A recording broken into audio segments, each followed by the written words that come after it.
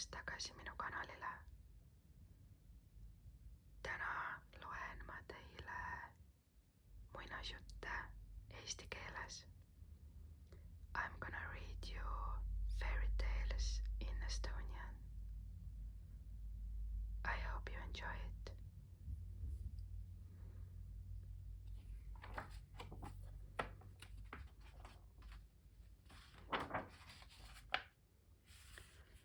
Esimene muinasjutt on Hans ja Grete.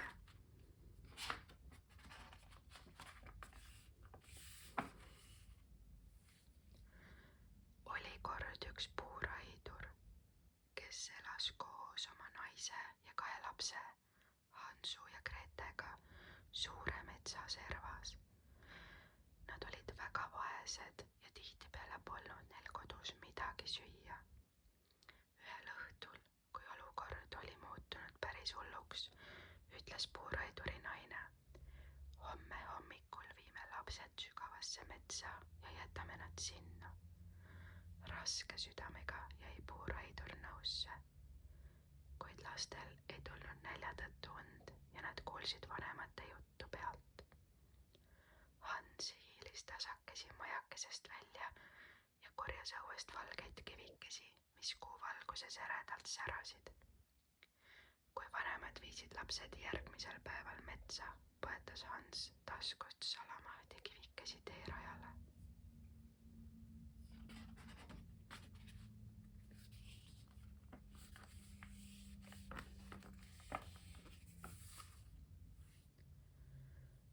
Keset sügavat metsa jätsid vanemad lapsed maha ja ütlesid: me läheme nüüd puid korjama ja tuleme teile õhtul järele.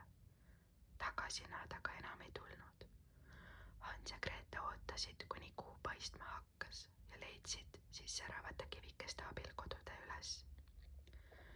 Ka vanemate süda rõõmustas, kui lapsed koju tagasi jõudsid. Peagi süvenes perevaesus veelgi ja vanemad viisid lapsed jälle metsa.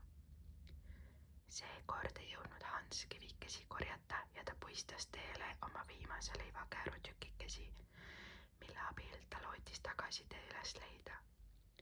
Kuid õhtuks olid linnud kõik leivatükid ära söönud.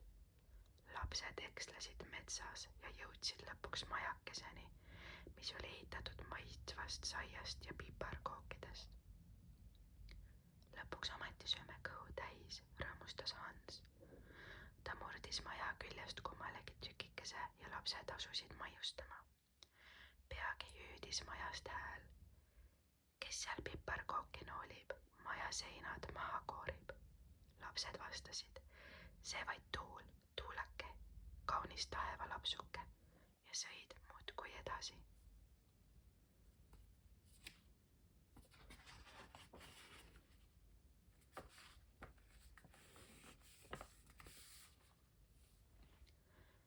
Siis läks majakese uks lahti ja välja tuli muldvana heideke. Ta kutsus lapsed majja ja pakkus neile head paremat. Tegelikult oli ta aga hoopis nõiamoor, kes tahtis lapsed ära süüa. Järgmisel hommikul pani ta Hansu puuri kinni ja söötis talle vaid kõige paremaid palasid. Grete pidi aga majas tööle hakkama. Igal hommikul hõikas nõiamoor puuri ees: Hans, näita mulle oma sõrme, et ma näeksid, kas oled juba korralikult kosunud. Hans torkas aga alati välja vaid ühe peenikese kondi. Kuna Heidel oli kehv nägemine, ei märganud ta pettust ja imestas vaid, et Hans kuidagi juurde ei võta. Ühel hommikul teatas nõid: olgu Hans paks või peenike, täna küpsetan ta endale lõunaks.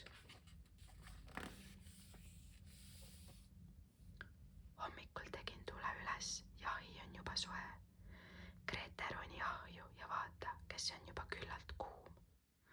Grete aga taipas, et vanaheid tahab ta ahju lükata ja ära süüa. Seepärast ütles ta kavalalt: ma ei tea, kuidas seda tehakse. Eit torises veidi, aga torkas siiski pea ahju suust sisse ja kohe tõukas Grete teda nii tugevasti, et nõid lendas ahju. Grete lõi ukse kinni ja lükkas riivi ette. Siis lasi ta Hansu puurist välja ja hõikas: on surnud, nõid on surnud. Lapsed hakkasid suurest rõõmust tantsu lööma. Seejärel vaatasid nad majakeses veidi ringi ning leidsid hulgaliselt pärleid ja kalliskive. Hans toppis need taskusse. Grete korjas aga põlletäie piparkooke ja lapsed asusid rõõmsalt koduteele. Mõne aja pärast jõudsid nad suure jõe äärde. Hans küsis, kuidas me küll pääseme teisele kaldale, kui siin pole silda ega paati.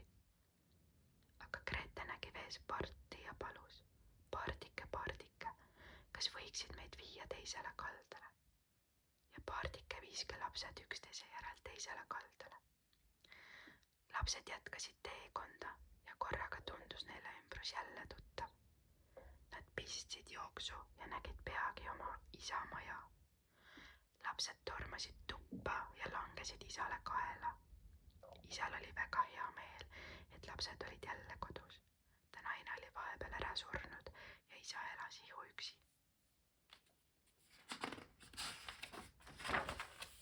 Kui te vaid teaksite, kuidas ta kahetses, et oli lapsed tookord metsa viinud. Nüüd olid kõik 3 taas kohtumise üle rõõmsad. Lapsed näitasid isale oma varandust ja sellest ajast saadik ei pidanud nad enam puudust tundma, vaid elasid rõõmsalt üheskoos. Ja kui nad veel surnud pole, siis elavad nad õnnelikult tänaseni. Järgmine muinasjutt. Rumpelstiltskin.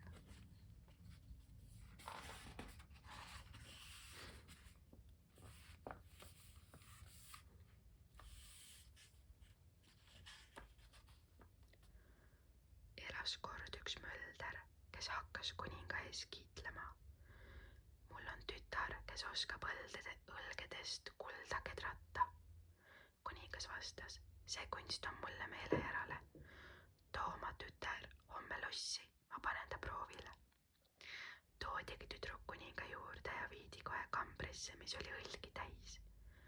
Kuningas andis tüdrukule voki ja värtna ning ütles, hommikuks pead kõik need õled kullaks ketrama, muidu sured. Seepeale sulges ta ukse ja tüdruk jäi üksi. Möldri tütar istus nõutult, sest tal polnud aimugi, kuidas õlgesid kullaks kedrata. Töö tundus nii raske, et ta hakkas nutma. Siis avanes uks ja tuppa astus väike Meike. Tere õhtust, möldri neiu, tervitas ta sõbralikult. Miks sa nutad?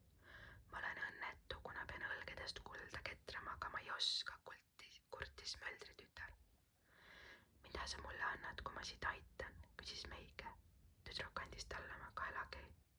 Meike istus voki taha ja vurr, tõmbas 3 korda ja värten oligi kulda täis. Nõnda muutis ta kõik toas olevad õled kullaks.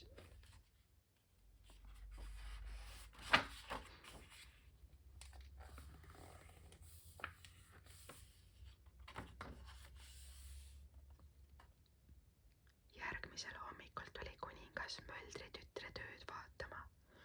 Oi, kuidas ta imestas ja rõõmustas, kui nägi suurt kullahunnikut, kuid otsemaid hakkas ta veelgi rohkem kulda imustama. Seepärast jättis ta möldri tütre järgmisel ööl veel suuremasse kambrisse, kus oli veel suurem kui õlgi. Ketre kõik need õled ühe ööga kullaks, kamandas ta. Vaevalt oli kuningas lahkunud, kui ilmus jälle väike Meike ja pakkus tüdrukule oma abi. Vastutasuks andis tüdruk Meikesele oma sõrmuse. Mees istus voki taha ja vurr, oligi värten jälle kulda täis. Meike ketras nii kaua, kui oli kõik õled kullaks muutnud. Kuid kuningale oli kuld nii väga meeldima hakanud, et ta viis juba järgmisel õhtul tüdruku kambrisse, mis oli veelgi suurem kui 2 eelmist. Kamber oli jälle õlgi täis. Kui sa kõik need õled ühe ööga kullaks muudad, võtan su naiseks, lubas kuningas.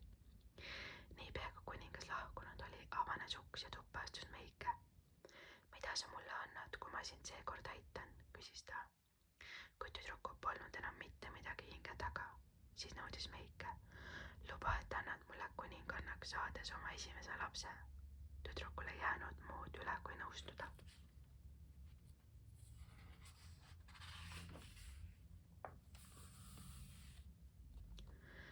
Kui kuningas nägi järgmisel hommikul kulda täis tuba, pidas ta oma sõna ja võttis möldri tütre endale naiseks. Aasta pärast tõi kuninganna ilmale ilusa lapsukese. Ühel päeval avanes kuninganna toa uks ja sisse astus Meike. Anna mulle nüüd, mida lubasid, nõudis ta. Kuninganna ehmus, kuna ta oli Meikese juba ammu ära unustanud. Ta pakkus Meikesele kõiki kuningriigi varasid, kui too vaid lapse talle jätab. Aga Meike ütles, ma ei taha sinu varandust, mulle meeldib rohkem elus asi. Kuninganna hädaldas ja palus Meikest nii kaua, kuni viimane leebus. Olgu, annan sulle 3 päeva aega. Kui sa selle aja jooksul arvad ära minu nime, vaid lapse endale jätta. Kuninganna istus terve öö üleval ja proovis meenutada kõiki nimesid, mida ta kunagi kuulnud oli. Järgmisel päeval tuli Meike kuninganna juurde, too luges ette kõik nimed, mida ta teadis, aga Meike ütles ikka, ei, see mu nimi pole.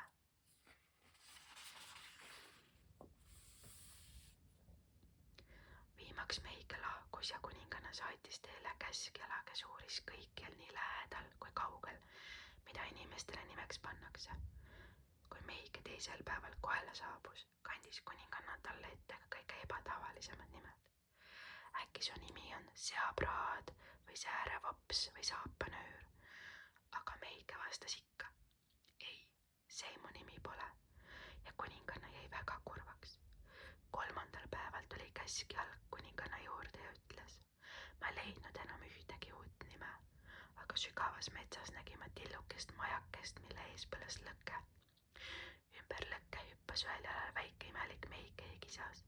Täna küpsetan ja homme õlut joon, ülehomme kuninganna lapse ära toon. Mitte keegi teada ei saa, et Rumpelstiltskin olen ma. Niipea, kui kuninganna seda nime kuulis, muutus ta väga rõõmsaks. Ta jäi kannatamatult ootama, millal Meike jälle tuleb. Viimaks avanes uks ja väike mees astus tuppa. Kavalalt naerdes küsis ta, nii lugupeetud kuninganna, mis mu nimi siis on?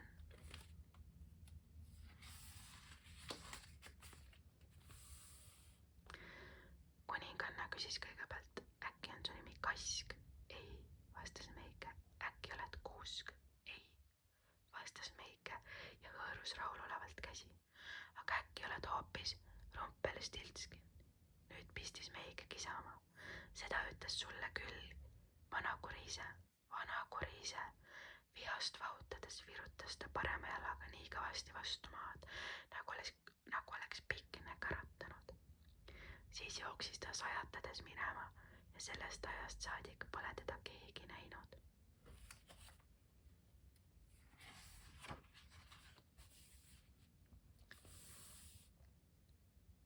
Ja viimane muinasjutt, mis ma täna loen, on Lumivalge ja Roosipuna. Ühes majakeses metsa veeres elas vaene lesknaine. Ta maja ees oli aed, kus kasvasid 2 roosipõõsast, üks valgete ja teine punaste õitega. Naisel oli 2 last, 2 tütart, kes olid väga nende roosipõõsaste moodi ja keda kutsuti Lumivalgeks ja Roosipunaks. Ühel talveõhtul, kui nad kõik oma hubases toas laua ääres istusid, koputas keegi uksele. Ema ütles, ruttu Roosipuna, ava uks, see on kindlasti mõni eksinud teeline, kes ööma otsib. Roosipuna tegi ukse lahti ja põrkas ehmunult tagasi. Lävel polnud rändur, vaid hiiglasuur karu, kes torkas oma kräsulise pea ukse vahelt sisse. Lapsed peitsid end hirmunult ema selja taha. Karu aga ütles inimese häälega, ärge kartke, ma ei tee teile liiga, tahaksin end vaid veidi soojendada. Vaene karu, ütles naine, tule ja soojenda end siin ahju ääres. Tasapisi tulid ka lapsed lähemale. Peagi harjusid need karuga ja hakkasid oma karvase külalisega koos mängima. Karu jäi ööseks majakesse, kodikult atsas ta aga metsa tagasi. Sellest ajast saadik tuli karu ikka nende juurde öömajale. Nii möödus talv ja saabus kevad. Ühel hommikul ütles karu: ma pean seekord metsa jääma, et oma varandust kurjade härjapõlvlaste eest kaitsta. Talvel on maa külmunud ja härjapõlvlased ei saa lume alt välja, aga niipea kui päike maapinna üles sulatab, ronivad nad välja ja kipuvad pargile. Seepeale kadus karu kõmisevate sammudega metsa. Mõne aja pärast saatis ema tütred metsa hagu korjama. Lumivalge ja roosipuna kõndisid metsas ja märkasid korraga, et ühe maha kukkunud puu juures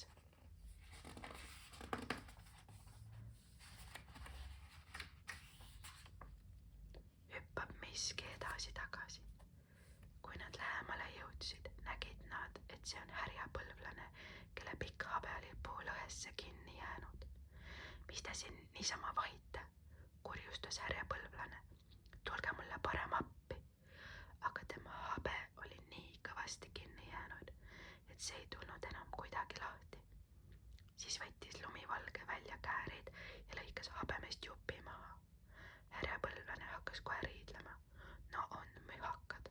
Asja eest teist taga lõikavad mu ilusa habeme otsa maha. Seejärel tõmbas ta kusagilt välja kotitäie kulda ja kadus koos sellega, ilma et oleks tüdrukuid tänanud. Mõne aja pärast läksid lumivalge ja roosipuna kalale. Kui nad oja äärde jõudsid, märkasid nad, et miski hüpleb kaldal. See oli nende tuttav härjapõlvlane, kes oli kaldalõngitseda sätta jäänud. Tuul oli ta habeme õngenööri ümber pusasse keerutanud ja just samal hetkel näkkas üks kala. Härjapõlvlane ei jaksanud enam purikat veest välja sikutada. Kala hakkas hoopis teda ennast vette vedama. Tüdrukud üritasid tulutult härjapõlvlase habet nööri küljest lahti harutada, aga viimaks jäänud neil muud üle, kui võtta jälle käärid ja habeme küljest tükk ära lõigata. Kui härjapõlvlane seda nägi, kukkus ta jälle pahandama. Kas teil häbi ei ole mu nägu nõnda ära rikkuda? Kuidas ma ennast nüüd oma rahva seas näitan? Siis tikutas ta välja koti pärlitega ja kadus suure kivi taha. Varsti saatis ema tütred linna sisseoste tegema. Nad kõndisid üle Kivise nõmme ja nägid korraga suurt lindu, kes sööstis ühe suure kivi juures maapinnale. Kohe kostis läbilõikev hädakisa ja tüdrukud nägid, et kotka küüsis oli neile tuttav härjapõlvlane. Tüdrukud haarasid härjapõlvlasest kinni ja sikutasid teda nii kaua, kuni kotkas oma saagi lahti lasi. Niipea kui härjapõlvlane toibus, hakkas ta kriiskama. Kas te võiks veidike ettevaatlikumad olla, igavesed kobakäpad? Te rebisite ju mu kuue katki. Siis võttis ta välja koti kalliskividega ja kadus suure rahnu taha. Tüdrukud ei teinud tema tänamatust pragamisest väljagi, vaid jätkasid oma teed. Tagasiteel läksid tüdrukud taas üle Kivise nõmme ja nägid seal jälle härjapõlvlast, kes valas oma kotist kalliskive välja. Kivid särasid õhtupäikese käes nii ilusasti, et lumivalge ja roosipuna jäid seda lummatuna vaatama. Mis te seal vahite, suu lahti? Kisendas härjapõlvlane ja tema tuhakarva nägu lahvatas vihast punaseks. Samal hetkel kostis aga metsast valju mõminat ja välja astus karu. Ta hõigas oma hiiglasliku käpaga ja andis kurjale härjapõlvlasele sellise obaduse, et see kukkus pikali ega liigutanud enam oimugi. Lapsed tahtsid minema joosta, aga korraga kuulsid nad, et karu hüüab neid nimepidi. Nad tundsid ta hääle kohe ära. Ootamatult langes karu karvane nahk maha ja tüdrukute ees seisis kena noormees. Ma olen kuningapoeg, ütles ta. See kuri härjapõlvlane näppas kogu mu varanduse ja muutis mu karuks. Ainult tema surm võis mind nõidusest vabastada. Mõne aja pärast abellus prints lumivalgega ja tema vend võttis naiseks roosipuna. Nende vana ema läks koos tütardega lossi elama ja nüüd kasvavad ka sealse akna all 2 roosipõõsast, mis kannavad igal aastal kauneid õisi. Üks valgeid